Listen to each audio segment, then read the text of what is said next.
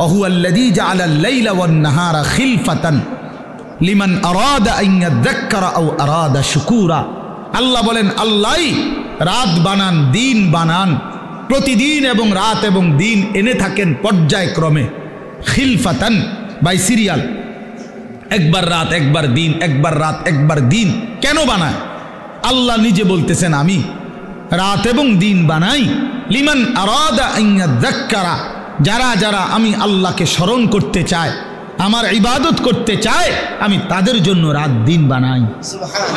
হ্যাঁ, আমার বান্দা যদি রাত না হয় মাগরিব পড়বে কেমনে? আমার বান্দা ঈশার নামাজ পড়বে কেমনে?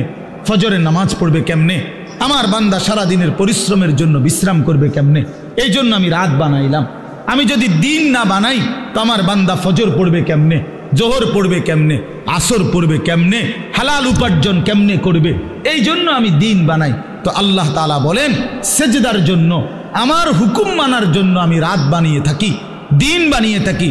কোনো সিটার বাটপার, কোনো মদখোর ঘুষখোর, কোনো নারী লুবি, কোনো মোবাইলের অসভ্য উলঙ্গ ছবি দেখনেওয়ালা নাফরমান, তোদের জন্য, তোদের বেঈমান নাফরমানদের জন্য রাত হয় না, দিন হয় না।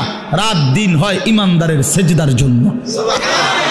এই জন্য বাটপার সিটারগুলো, লম্পট দুশ্চরিত্রগুলো, সুদখোর হারামখোরগুলো এই নামাজি ইমানদার বান্দাদের উসিলায় বাকিগুলা বাদ খায়। এদের বরকত, এদের বরকত। সিটার বাটপার চলে এদের উসিলা, নাইলে এগরে খাওয়াইলো না।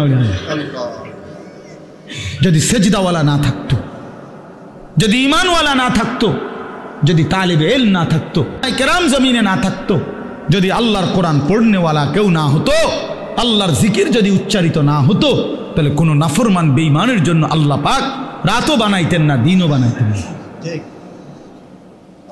আল্লাহ আমাদেরকে বুঝ দান করেন।